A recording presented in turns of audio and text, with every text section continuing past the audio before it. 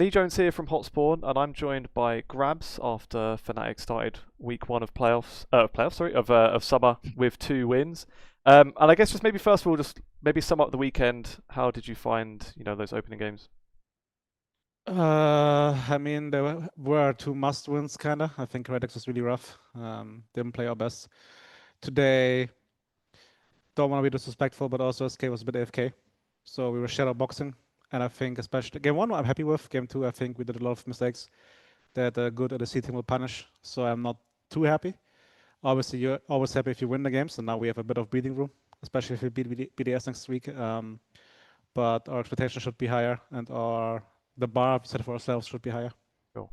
And how did you find the schedule as well? Like, yeah, week 1 you guys have to play twice. Other teams aren't playing at all, and then you'll have, I guess if you get to playoffs, it works out all right at the end because you get an extra week off. But just how do you find that? I think the entire format I'm not a big fan of. I think we should have done the Asian way, where you have like the top 5 teams in one group and then the bottom 5 teams in one group, and then we like play against good competition more often. This way, it just feels really weird that just regular season is over after 4 games. Yeah, just a very odd feeling. Again, with the group draw as well, you expected to win a lot more games, so we did again beat it.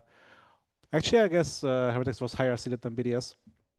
So yeah, it was an average week. I don't like the format. It is what it is. I wanted to ask a few questions about the off season really, and kind of how the changes have come around. Firstly I wanted to just maybe clarify, because I know there was like rumors of like people were talking about Dardo's back, and then people saying Khan's in charge of the off season, and then it comes out that the coaching staff are doing it. Just can you help just clarify like kind of how the decisions came about, who was making those kind of decisions? Basically, coaching staff said we want to make changes. We need to make changes. Top side, like just give us the options that we have. Management give options that they felt feasible and doable with the budget as well. Then we look at these options eye test wise, but also on the data side, and then approach players that were interesting for interview rounds. And what was basically again the whole data and management side was Dado and Karn. And then, of course, the eye test side was especially Gax did a lot of work there. So kudos to him, Duff and me. And then the interviews were together. Ultimately, again, we pushed for changes, but management said this is the budget we have. Depending who we bench, we have that much more budget left. And then if a player doesn't fit there, we can't make the change. And so that was basically the offseason. For sure. Okay. And just in terms of Poby joining as well, just how did you kind of take the community perception? Because I guess most of it is based on, like the 2 weeks that he was subbing in, or a few weeks he was subbing in for Faker, obviously in like a ridiculous scenario to expect someone to kind of come in and thrive as well. So just what was your take on that? It was to be expected, and that's just how the business goes. We can't expect fans to actually realize what a player does or how a player can improve in certain years. On a data side, for example, it was also clear that last 2 years, like 2 years ago, he wasn't great.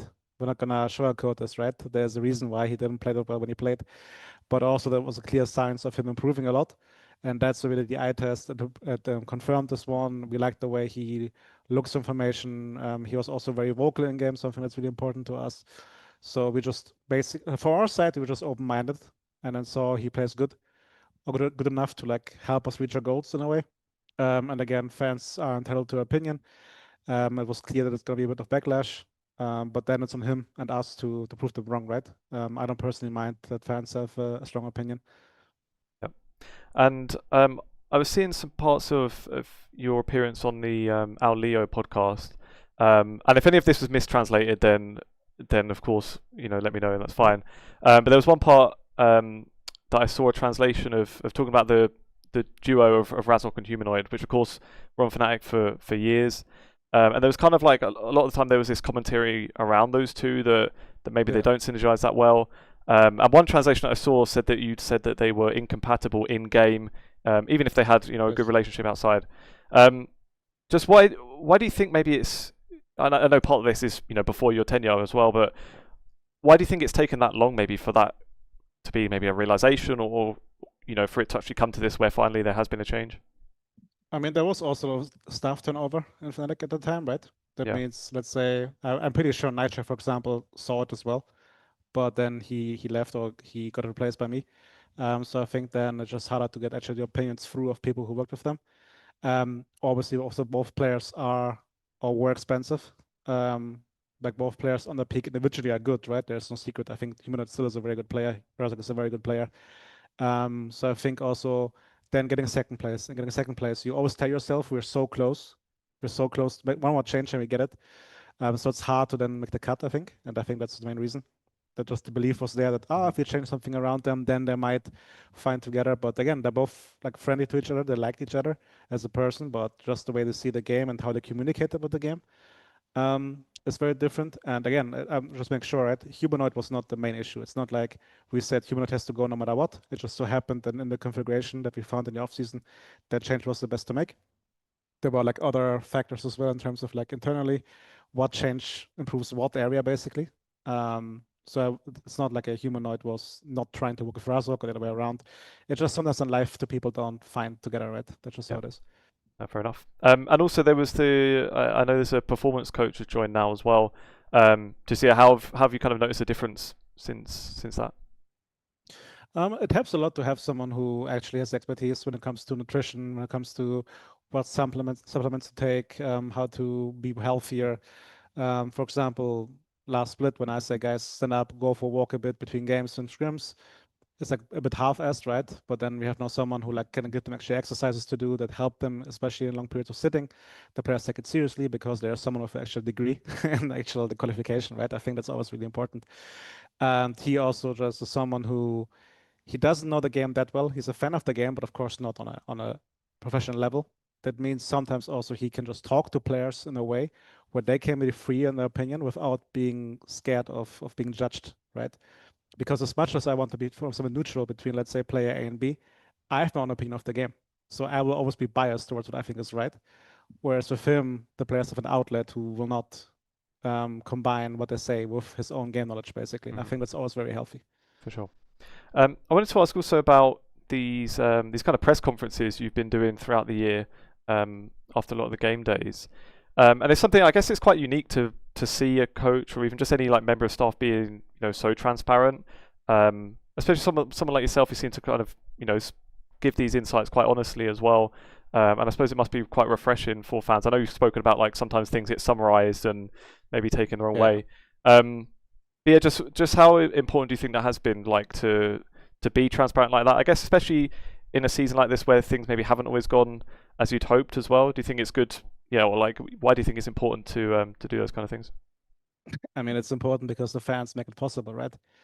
I think we hold ourselves to not holding ourselves. I think the league itself, the people involved, are taking a very high horse. The things I'm talking about are just normal things that happen in sports, right? I'm not giving away any industry standards. I'm not giving away any precious information. But still, it's important to give the fans feedback and show them that we value their time by explaining what we're doing by the day, right? I think if they give the time as a Fnatic fan to buy our merch, to watch our games, to interact with us on social media, then the least we can do is make sure they understand how we work. And if it doesn't yield results, then I can explain, okay, this is what we did. It didn't work out, but at least they know. I think the worst you can do is, of course, leave a fan base in the dark because they don't know, are these people actually aware of the issues? Are they fixing anything? Why should I be a fan of the team? So, I mean, I'm not the biggest fan of streaming myself. I just do it because I think these are the reasons why it's important. I think today I'm gonna film it like officially with Fnatic, so it's gonna be different. We will see how that goes. But I think we take a lot for granted what the fan base actually is in League of Legends in general, which is also the reason why fans go to co-streamers, right? Because the personality is there. And it's not the broadcast fault. I think the orgs itself and the players should do way more to just bring themselves out there. But yeah, I think it's just as important that fans can actually fill their fandom with something of value and not just hearsay or trying to fill the blanks themselves. Yeah, cool. Maybe just one more question as well. I've seen you mention like a few times on different shows and things, like drop some mentions of football here and there. And I just wondered, like, especially as a coach, like, are there any coaches or managers like from your time as a football fan that you try to take things from, or like any inspiration? I mean, of course, Jurgen is a big inspiration, but also because Jurgen Klopp is so different from me. Like, I am not the motivator, so I just try to find ways to implement some of the things he does, because I'm very different there.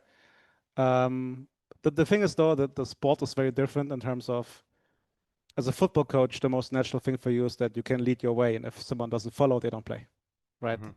I think that this is a very, very big difference to what we have currently with no academy team, no second team.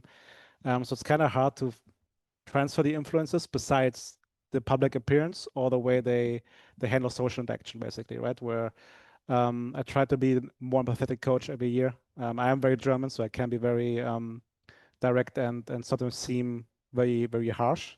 So I'll try each year. I try to be a bit more understanding and I guess emotionally intelligent. And then of course coaches like Ancelotti, like a Klopp come to mind where players really work for them.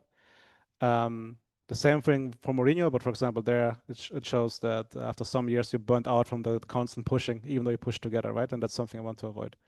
Sure. Well, I think that's all we've got time for, GrabbZ. Thanks very much for your insights. And yeah, best of luck in the rest of summer. Thank you so much.